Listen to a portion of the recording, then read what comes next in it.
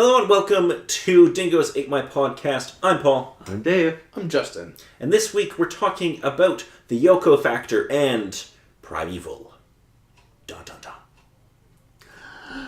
The first part aired May 9th, 2000. And part 2 airing May 16th, 2000. There's a bit of a gap. That's only 7 days. It's a week. That's pretty standard. Yeah, I mean, it is a two-parter, but I guess they spread it on out. one day. It would have been nice if they would have aired the same day, but... Yeah. The torment of watching it when it actually aired on TV. Like, oh no, cliffhanger. Anyway. It's a good cliffhanger, though. Yeah, that's very true. Anyway, so let's get into the plot. Okay, so a colonel is talking with his superiors about plans for the initiative, about getting Riley back under his command, and what to do about the Buffy problem. Yeah. Spike tells Adam that Buffy's going to be a difficult challenge to defeat, and he shouldn't underestimate her. Spike talks about having already killed 2 Slayers already. I don't know how to pronounce the Asian one's name, so I'm not even going to try. Yeah. But the other one is Nikki Wood. Mm. Yet having been unable to kill Buffy, especially because of the initiative chip now in his head. Which makes Spike just a little puppy. Yeah. Puppy. Well, I would deal with Buffy's friend if you get rid of the chip in my head. The 2 plan to separate Buffy from her Slayerette friends. Still upset about what happened between her and Angel during her visit to Los Angeles, which is something we didn't see because that took place in an episode of Angel called Sanctuary. Buffy returns from LA to see her to her empty dorm room. Xander brings Riley some clothes and they talk about their mutual distaste for Angel. Riley, having been told by Buffy about her previous relationship with him, however, it emerges that she has not told him the entire truth. While Riley is aware that Angel lost his soul and became jealous, Xander tells Riley that having sex with Buffy was a trigger to set Angelus free. Giles is at home singing and playing guitar. 10 on 10. Yep. Yeah, that's pretty much the status quo now. And then Giles. Spike walks in. Yes. Spike surprises him by walking right in. Because apparently they don't bother to put up that barrier anytime. Well, Spike is a puppy, so... Still. Spike talks with Giles about files inside the initiative that he might be able to get for a very large price. Spike tells Giles that Buffy doesn't respect her former watcher anymore, which upsets Giles. Willow and Tara are sitting on their bed while Willow plays with Tara's cat, you pervert. Kitty! I was thinking of Kitty. Kitty! Miss Kitty Fantastico. While planning their class schedule for next year. They talk about future housing plans, but Willow hasn't talked to Buffy yet and isn't sure what she wants to do now that things have changed so much. Riley visits Buffy using a radio. He's tapped into the initiative and is aware of their actions. She mentions that Angel upset her, but she is focusing on seeking Adam, and Riley leaves. Xander and Anya bring Spike fatigues to wear and a fake gun, because they're not going to trust him with a real one. Yeah. Spike can't believe his luck that he would be given a weapon and points it at Xander, intending to shoot, only for the chip in his head to go off. Turns out even point a fake gun. Turns out the chip doesn't allow Spike to point weapons at people, and the gun was fake anyway. Spike makes Xander feel unwanted by convincing him that the rest of the gang doesn't feel he's useful. Spike has a plan for me. Buffy goes patrolling and runs into Forrest, who is also looking for Adam. They argue as they go into the cave and find Adam, who launches a surprise attack. Buffy and Adam exchange a few punches and kicks. Forrest tries to step in and help, but is pushed away by Buffy. Adam hurls the Slayer against the cave wall, and Forrest uses the opening to shoot Adam with his stun rifle. Instead of harming him, however, the voltage merely seems to refresh Adam, who then disarms and fatally stabs Forrest with his bone skewer thingy. Her will to fight gone, Buffy flees from the cave, with Adam taking pot shots at her. Running for her life, Buffy trips and tumbles down the side of a hill and strikes her head on the rock, knocking her unconscious. I didn't know we were in the Odyssey. You both suck. Meanwhile, pretending to have into the initiative and retrieve some discs with information, Spike charges into Giles' place. Giles continues to get drunk while Willow tries to decrypt the files. Drunk Giles is best Giles. Meh. Spike talks to Willow and Tara about their Wicca interest. There's no subtext here at all. Meh. None. Nah. None. Yeah. And how their friends can't seem to support it. Willow thinks that he means that their friends aren't accepting their romantic relationship. That's not the subtext, Will. Not at all. No subtext. Did I make the point that there was no subtext? What subtext? Good. Riley hears of trouble on the streets through his radio. He finds Angel fighting the commandos, and Riley refuses to let Angel go see Buffy. The two have a brutal fight, of which Angel is clearly the victor. Both run off when a military truck arrives. Buffy returns to her dorm room, and Angel shows up. As Angel speaks with Buffy, Riley barges in and points a gun at Angel. Angel taunts Riley, and the two come to blows again. Buffy separates them and wants to talk to Angel alone.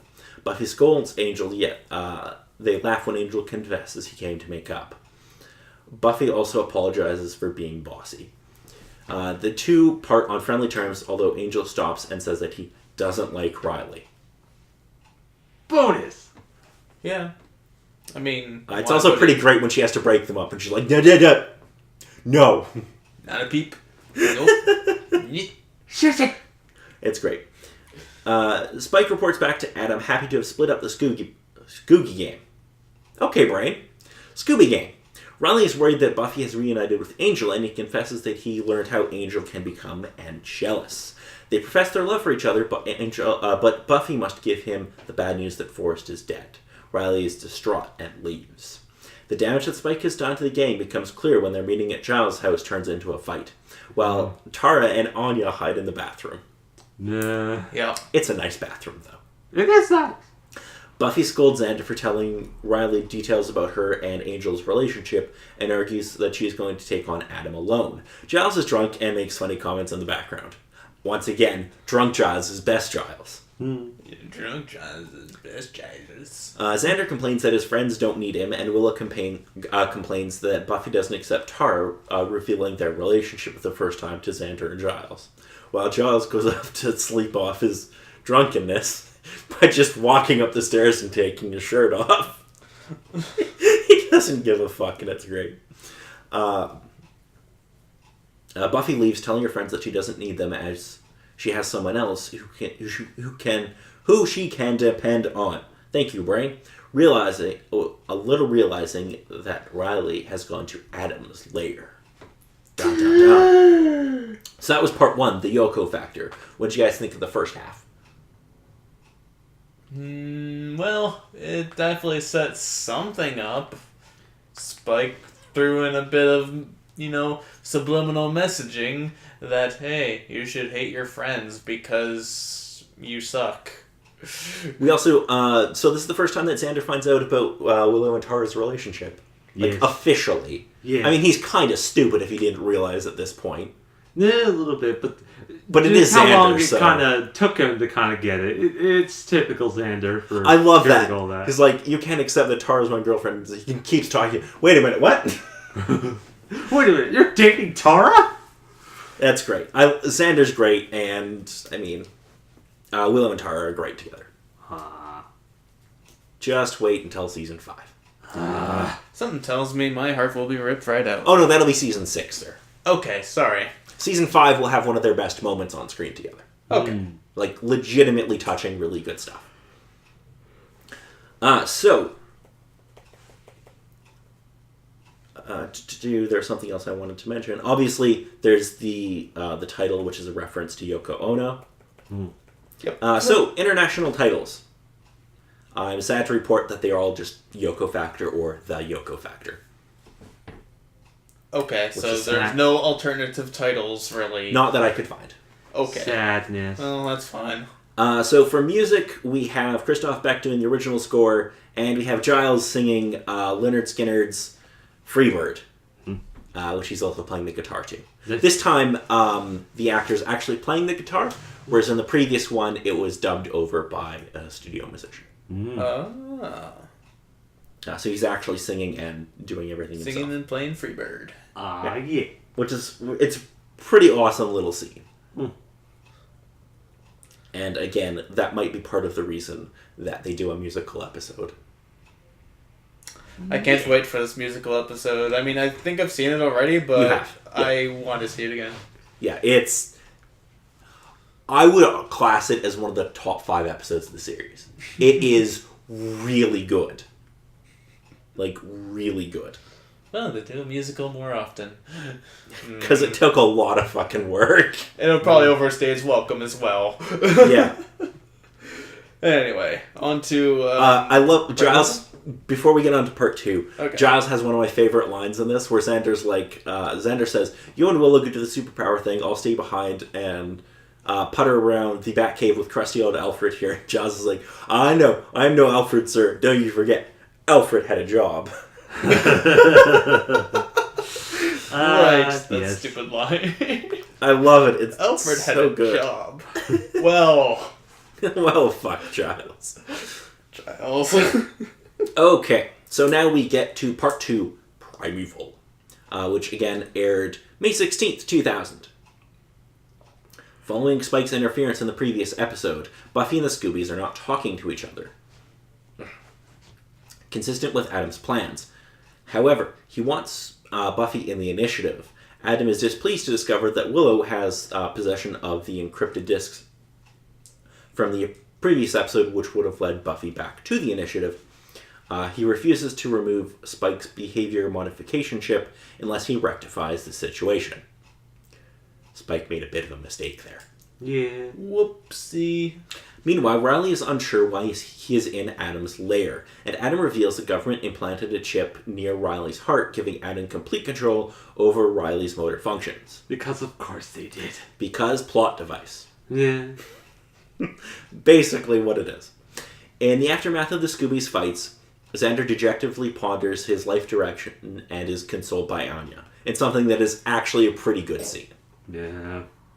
Willow and Tara work at decrypting the information disks, only to find that they suddenly decrypt themselves. That shouldn't be a warning sign at all. It's like, oh, it decrypted itself. This feels like a setup. Yeah, no, not at all. Yeah. Giles suffers through a hangover. 10 on 10. Continuity! You're not going to be typing here, are you? The...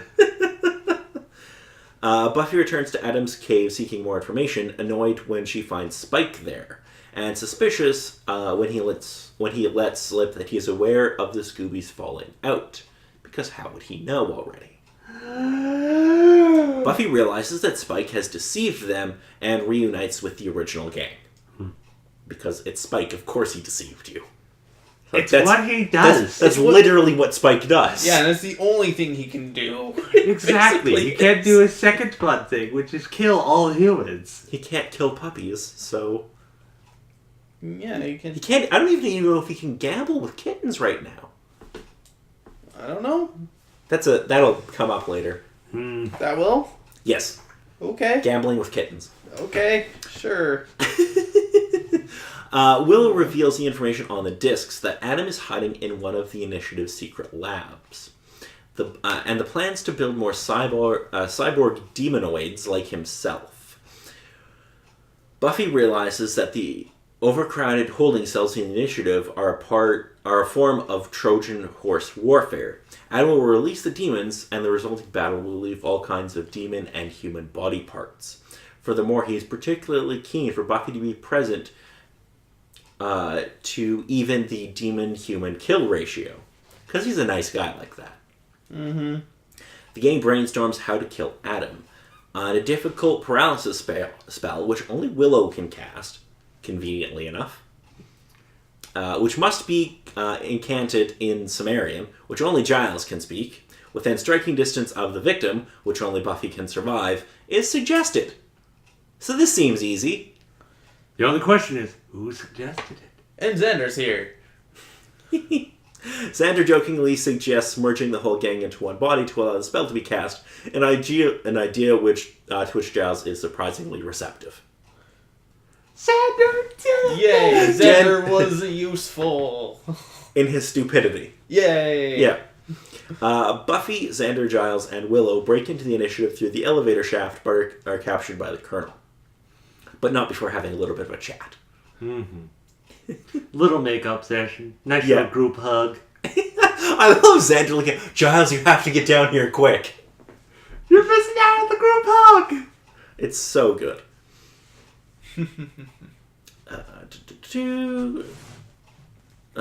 The gang attempt to explain the situation to the Colonel, but in the presence of a magic gourd in their bag, convinces the Colonel that they are crazy.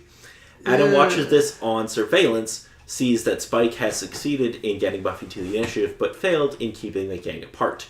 He orders Spike to be killed, but Spike escapes into the initiative. Because, again, he's Spike. Yeah. He will not die. Yeah. Or will he? Dun, dun, dun. That would be a very sad day. Suddenly, Adam cuts the power to the main part of the initiative, locking the perimeter while releasing all of the demons in the holding cells. That's a really crappy security system. Yeah. It is also Adam, who kind of has all the particular things that he could probably sneak into within the initiative, so it's not surprising, honestly. The Colonel and soldiers go to engage the demons, leaving 2 to guard the Scoobies. Really? You left 2 to guard this? Anyway. Buffy knocks them both out. Because of course she does. Of course. That silly officer person not knowing what the heck he's doing. Willow finds air ducts leading to an area behind 314 that doesn't exist on the map. This is where Adam plans to build and release an army of hybrid cyborg monster demon thingies. And apparently he also brought back Professor Walsh and The Doctor. Forrest. Forrest, yeah. Yeah, he's got to get people to do things in some sort of way. Buffy Apparently. leaves through a secret door while the rest prepare the spell. Buffy finds Riley sitting unbound in a chair and unable to speak. Still under Adam's control, Adam enters, and upon discovering that Buffy will not be balancing the human demon kill ratio as he had envisioned, orders Forrest, now turned into a killer cyborg demonoid, to kill her. As they battle, Riley uses a shard of glass to take out the chip embedded in his chest, freeing himself to attack his former best friend. They fight as Buffy escapes to take on Adam. Riley uses a bottle of flammable gas to blow Forrest to bits. Buffy then engages with Adam. She rushes clumsily at him, but is knocked away by a punch to the gut. Rebounding quickly, Buffy and Adam exchange a high volume of blows. Buffy breaks the Pulgara demon spike in Adam's left arm, but he reveals that his right arm has been upgraded to a giant machine gun. Because, of course, you have some crazy mechanical human demon thing, and you don't bother putting a gun on him in some fashion? Bombarded with gunfire, the Slayer runs behind a computer console for cover. Much like their previous encounters, Adam is clearly the superior, until the enjoining spell kicks in. Giles, Willow, and Xander, by invoking the powers of the Slayer lineage. Keep that in mind. It's going to be important. Merge their psyches in Buffy's body to form a fighter with Buffy's physical strength, Willow's magic power, Xander's bravery. Since when is Xander brave? No, when he was under the influence of that one particular spell, it's there, but Or, the you know, fact remember to the him. time when he was on his own? When he basically stopped that bomb from That's blowing true. up the skulls? Yeah, He was brave. The Zeppo, yeah. That Yeah, is the true. Zeppo. That is true. Yeah. And Giles' knowledge. The composite being rises from the ashes, repelling Adam's missiles with a shield and shutting his weapon's arm down with a wave of a hand. She also turns a missile into doves, Nah. which is pretty cool. Closing in, she easily evades every punch thrown by Adam before countering with a devastating chain of strikes herself and ripping out his uranium-powered heart. Riley arrives in time to catch Buffy as she collapses, Giving all their strength and power to Buffy leaves the rest of the gang totally exhausted and vulnerable as a demon breaks into their room. But Spike, to the rescue, kills the demon, although unhappy that he tried to help. Adam, Willow, Giles, and Xander decide to spare Spike out of fatigue and the fact that he just saved them. Basically, they're too fucking knackered to kill him. Yeah. In a largely unseen battle, Buffy, Riley, Xander, Giles, Willow, and Spike then join with the initiative soldiers to stop the demon attacks, saving most of them with only 40% casualties among the initiative. A mere 40%. Graham survives and the Colonel is killed. In an internal briefing, the government decides to shut down the initiative for good and remove any paper trail of its existence. They praise Maggie Walsh's vision of harnessing demons as a powerful military weapon, but conclude that demonkind cannot be controlled. They also say that they will fill in the initiative with concrete, a promise they will not be keeping. And that ends Primeval. What do you guys think? Oh man, all the things. Well, they had to get rid of Adam somehow. Yes, they did. And I'm not exactly sure if the saying is apt to this situation, but oh man, that Deus Ex Machina. Yeah, it is. It's definitely that. It's just like, how do we kill him? He's so smart that you can't really trick him in any sort of way. He's so powerful that any regular human wouldn't have any sort of capability. And any sort of particular weapon that supposedly the initiative could use to disable him is actually used to give him a refresher. And he turned his arm into a gun. Fucking machine gun. Yeah, exactly. Like, he's basically the Who Terminator. needs a when you have... Yeah, basically. I think that's what they were going for. Yeah, it totally is. Yeah. So, for music in this episode, it is Christoph Beck with the original score. Yes. and I think most of the budget was spent on the whole, initiative fight scene anyway. Oh, yeah, all of the course. explosions! Yeah. Of course. Everyone running, bunch of chaos. Yeah, that's kind of hard to shoot. Yeah. So, international titles, we actually get some different ones for this episode. So, instead of Primeval, in French, it is Final Phase. Not bad. And in German, it is The Last Stand. Yeah. None of them great, but at least it's not the exact same. That is about. So, what do you guys think is going to happen in the season finale? Because we've got rid of Adam, we've dealt with the big bad, that's normally where the season ends. We have one more episode, though.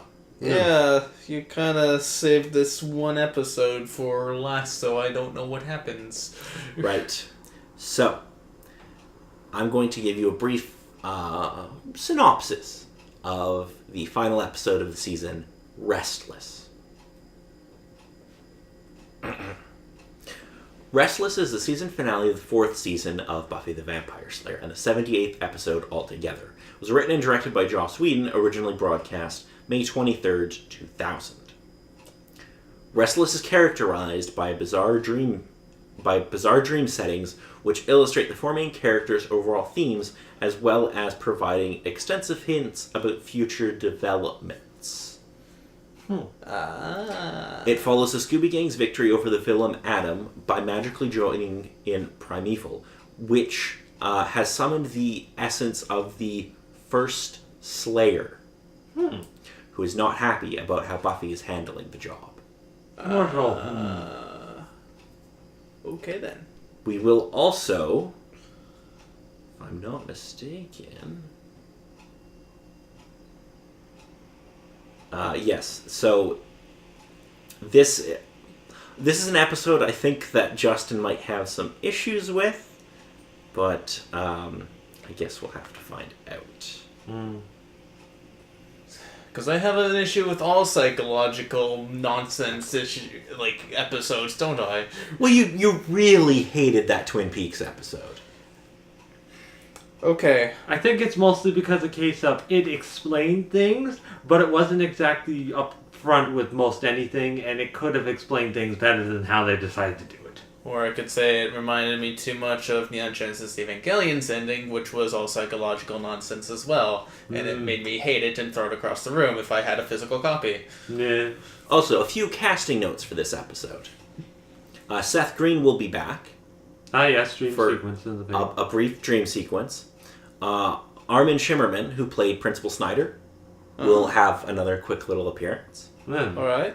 Obviously, Tara will be in it. Adam will make a small appearance. Harmony will make an appearance. Will the master? No, the Master will not be. Aw.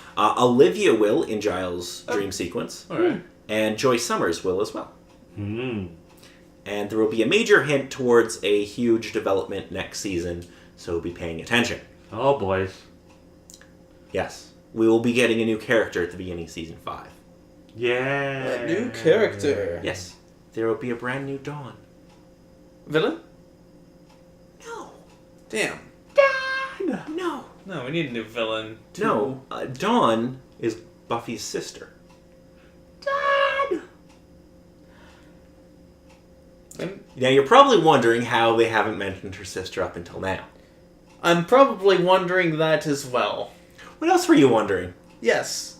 That's what I was Okay. wondering. Yes, Buffy will be getting a sister. She'll be getting a sister. Yes. Adopted. Her sister is the key. I don't think that answered Justin's question, but okay. No, biological sister. Oh. But her sister is the key, Justin. She a babe?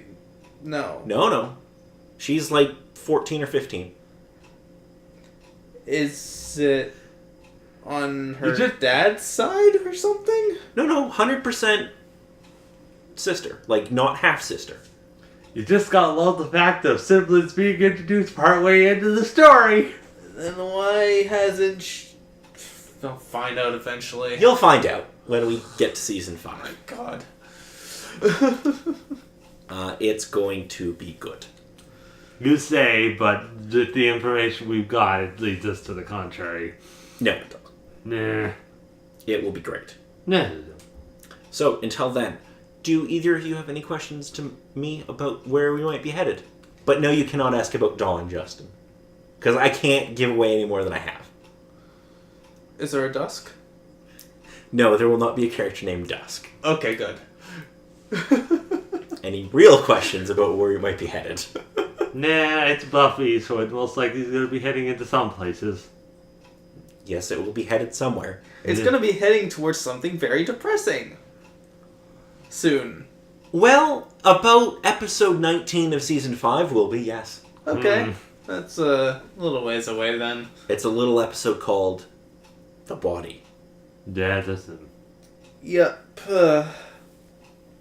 It's not going to be a good time. It's not. Anyway, until next time, I'm Paul. I'm Dave. And Justin.